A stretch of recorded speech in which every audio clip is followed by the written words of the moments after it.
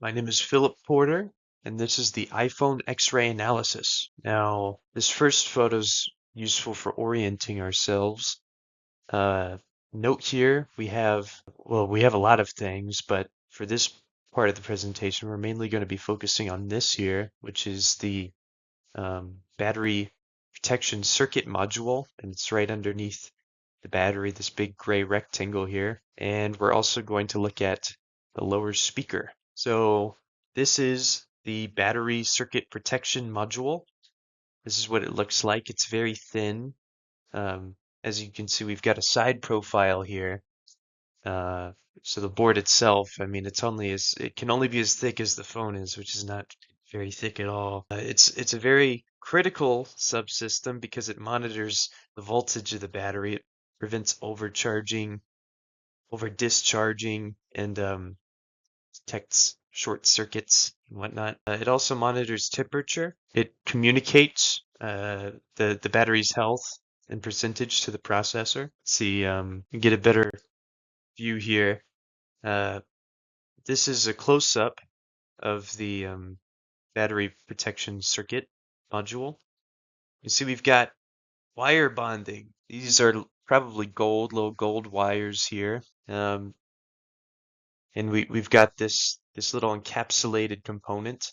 This is actually well, it's probably the battery management module. The reason we have wire bonding here is because, well, wire bonding's a mature process. It's got high reliability.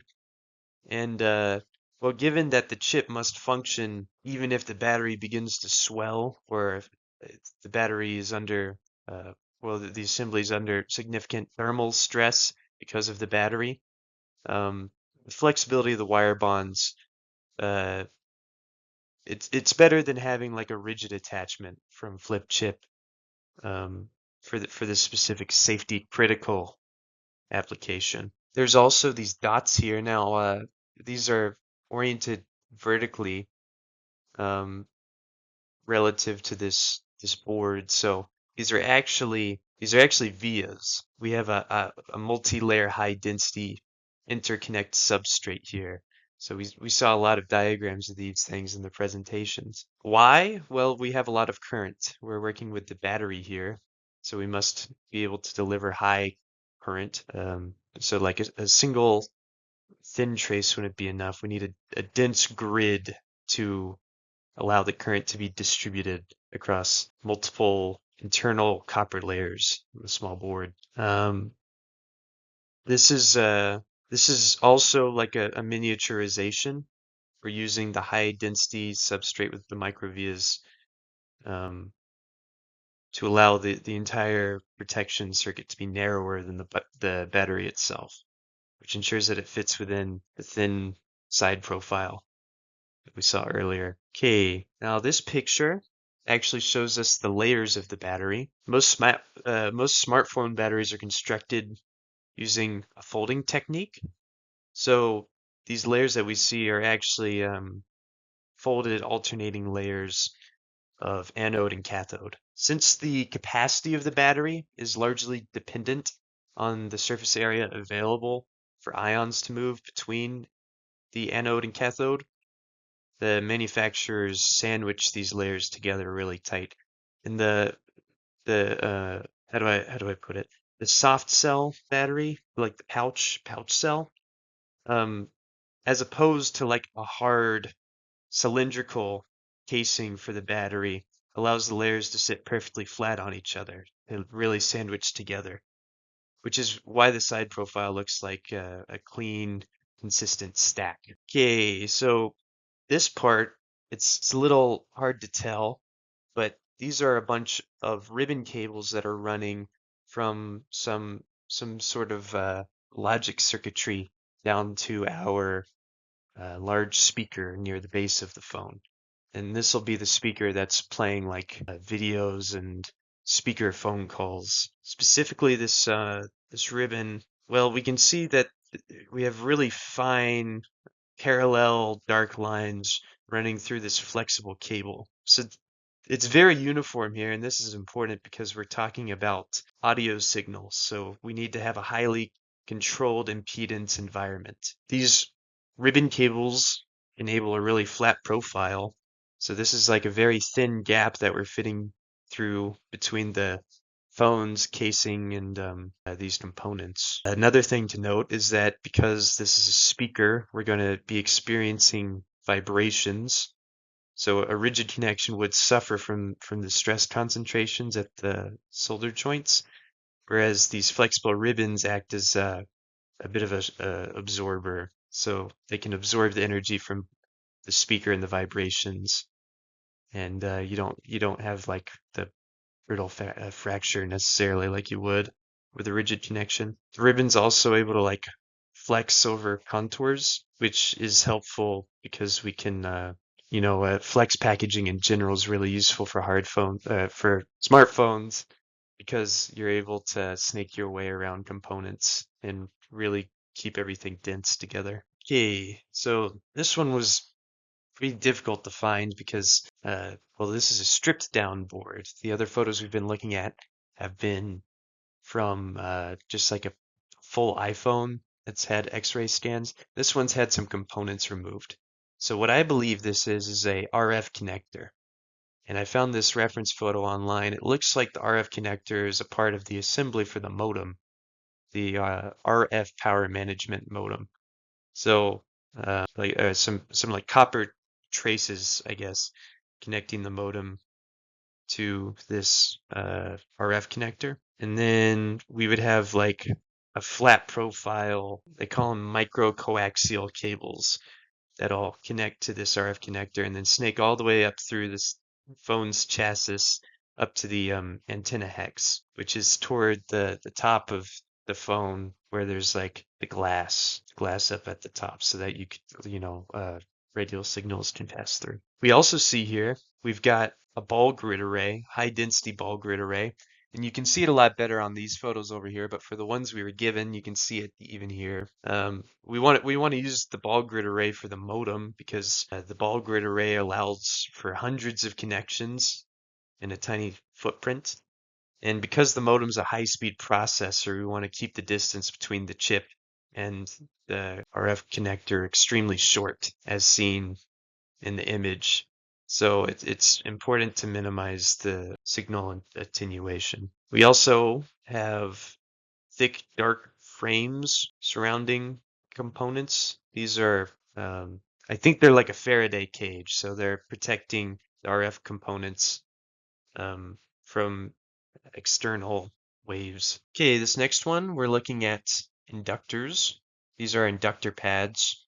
We're still in the stripped down view, so you can tell these are inductors because we've got these copper windings. And they're flat because, well, we want to have a low profile and we also have stuff on top of this that we're not seeing. So keeping the flat profile allows us to be in like direct contact with our chips, which is important because, well, I believe these are part of the power system.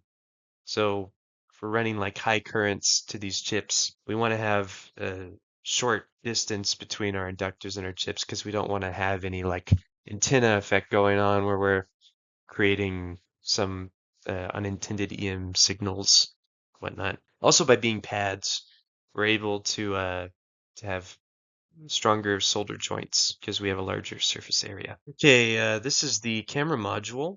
You can see we've got some dark corners here. These are actually magnets.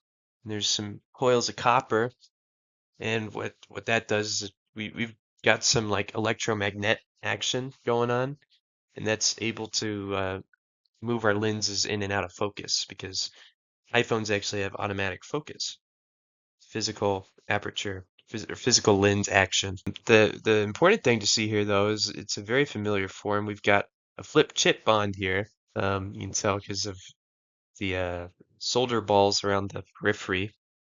Now, flip chip bonding obviously has advantages with superior electrical performance, higher I/O density, improved thermal management. We're able to put a heat sink on the back of this big old flip chip. But in this case, the justification is mostly with the alignment. Um, the sensor is very sensitive and it must be perfectly aligned with the lens stack. So placing it directly on a rigid ceramic substrate at the base of the module ensures that any sort of mechanical vibrations won't put our phone, well, won't put our sensor out of alignment, which would make our photos blurry. We also have this thick shell around our camera. This is like a steel shroud. And this isn't, my first instinct was that it was to, it was like the tube around the lens of the camera to prevent light from coming in. But actually, this is mostly to block magnetic fields from interfering with the electromagnetic action of the lens. Okay, this is the flash here. So we'll notice that there's this big dark ring in the middle, and also there's a dense backplating here. It's coming up dark in the X-ray. And this is because that LEDs produce a large amount of heat. And because heat's bad for LED lifespan and efficiency, the packaging has this metal core that can draw the heat away from the light emitting diode and dissipate it into the phone's chassis a bit. Then it's also, we've got this interesting faintly glow going on with all these orbs. And this is actually the Fresnel lens that we're seeing. So LEDs emit a wide range of light, and it's like a flood of light, really. And the Fresnel lens uses a bunch of concentric lenses to blend and focus the light into a directed beam that more closely matches the camera point of view. In the Fresnel lens choice, it allows us to concentrate this light with a very thin profile. It's like less than a millimeter thick. Well, we're able to achieve a pretty powerful beam of light that we wouldn't see with a traditional lens. This is a view of the top of our phone. You can see this is actually the power button. At this point, I'd concluded that this is an iPhone 5 because we've got a power button on the top, and we've got a physical home button that also looks like it has some thumbprint scanning stuff going on. But yeah, this is an iPhone 5, so the power button's on the top here. So this is like a little switch here. So packaging in this region is designed to transfer the force of the button through the bracket and into the chassis rather than onto any of these soldered joints down here in the switch.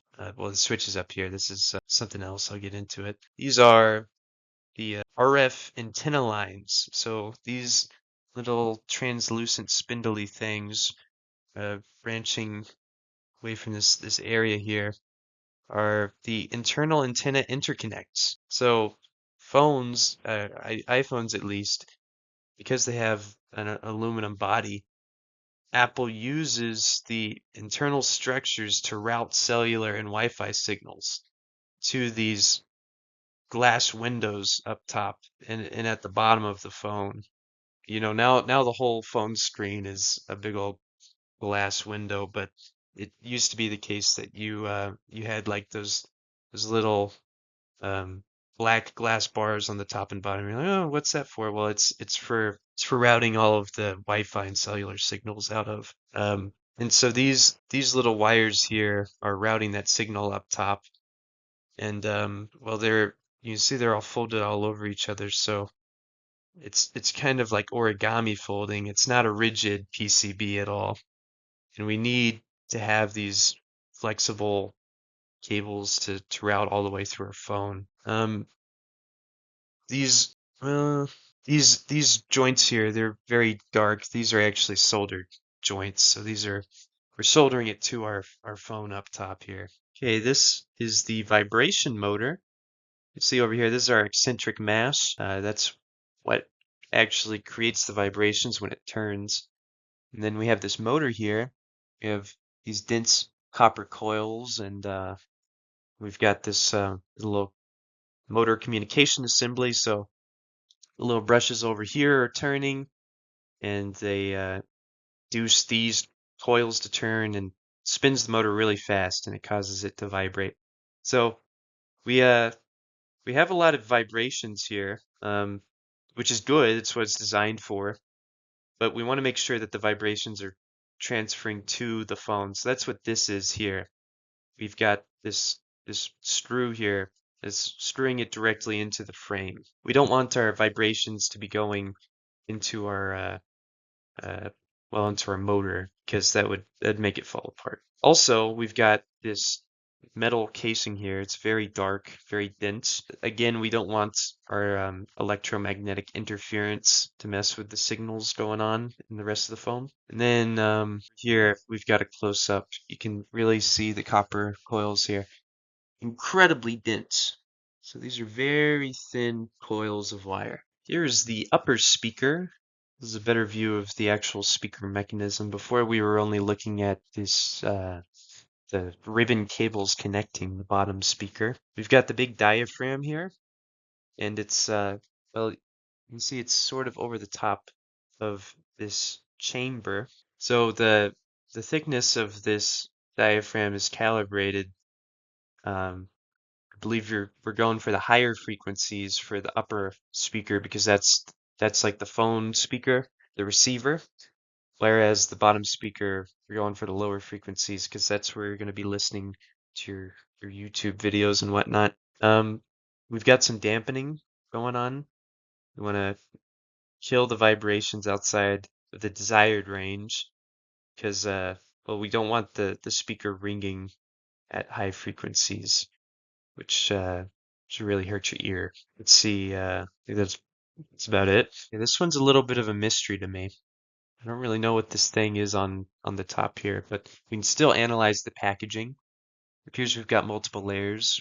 Got this thing and then maybe a couple layers of some surface mounted stuff, and it's all stacked up, and you can see these dark dots here, which must be vias, something to interconnect the different layers. So you can tell we've got this grid here for optimized for surface mounted technology. We have these vias, which is I mean, I guess you would have vias for surface mounted. It's a little strange to imagine, but there'd be some design at play here. You'd be focusing on the aspect ratio, I guess. So like hole depth versus diameter.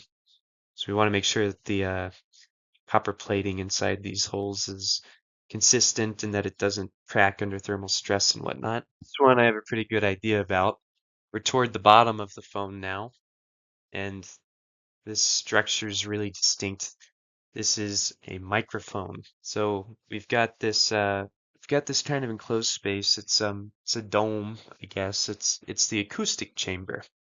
So this thing's very attuned to the microphone's sensitivity and frequency response and stuff. Let's see. We can see we've also got what looks like some wire bonding. And this is wire bonding between like the substrate and whatever sensors might be in the microphone. So the wire bonding here, we have an advantage because of thermal expansion. The die and substrate have very different coefficients of thermal expansion here, so we can take advantage of like the springiness of the wire.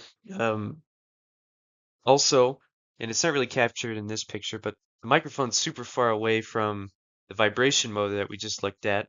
So that's important because, you don't want the microphone to hear the motor's vibrations through the frame. And also, should be noted that, and it's a little hard to see in this picture, but the microphone's actually open to the surroundings. There's a physical hole in the iPhone that opens up the microphone to air because it needs to be able to hear the sound waves. So there's some interesting material stuff going on here. The EPTFE membrane. It's designed to allow air and sound through but blocks water. Okay, this is another thing. I'm not entirely sure what it is, but it's clear that we've got a lot of surface mounting going on. It's a very dense array of surface mounting stuff, and it looks like it's even stacked up here. These are, because we're near this, like the power stuff's over here, these are probably capacitors, and they're cleaning up the power coming from the lightning port before it goes to the rest of the phone, making sure it's a nice steady signal. or current. We've got traces that you can see here. So, you can be sure that these are surface mounted.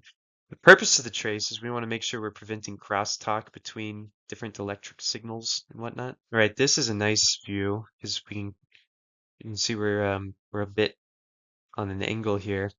This is the headphone jack. So it's a very dark ring here. You can tell it's been structurally reinforced here because, well, we're going to be under a lot of mechanical strain or mechanical stress here with the headphone jack entering and being pulled out of here constantly. We've also got, well, we've got some, it's a little bit hard to see, but maybe some like compliant mechanisms in there to keep the headphone jack in place. And well, it's got those traces connecting it to this stuff over here. Okay, now this is there's a lot going on here. We've got the button, scanner, and the power cable port. Starting with the button, it was still a mechanical button with the iPhone 5. They hadn't quite removed it yet. You see, it's like a little bit of a dome here. And that was the the physical tactile switch that give you the click. We also have the fingerprint scanner. So there's a capacitive CMOS chip planted directly beneath the switch of the button. So this was a dynamic flex sort of application. So the material's going through thousands of tiny little bending cycles. So this was actually a failure point for the phones. It's kind of why they got rid of the button. There's a little cable that runs around somewhere here that would break a lot because of the stresses. Oh, and then there's the charging port as well. Again, we've got this dark ring around it because we're using like some reinforcement here, some hard metals that show up dark on the X-ray. And this, this is like this is probably extra stress here because I mean, you imagine it's like a cantilevered beam kind of. Like this is the support, and you've got a big long cable sticking out the front of it that's heavy. There's also these things here which help reinforce it. They're called bosses. They're heavy duty screws that anchor the port's steel housing directly to the phone's aluminum frame. So this has the physical stress be transferred directly to the chassis. And I believe that's it. If you look at that, there's the whole phone. And I I really don't have anything else to say. Sorry this was so long, but thank you for listening.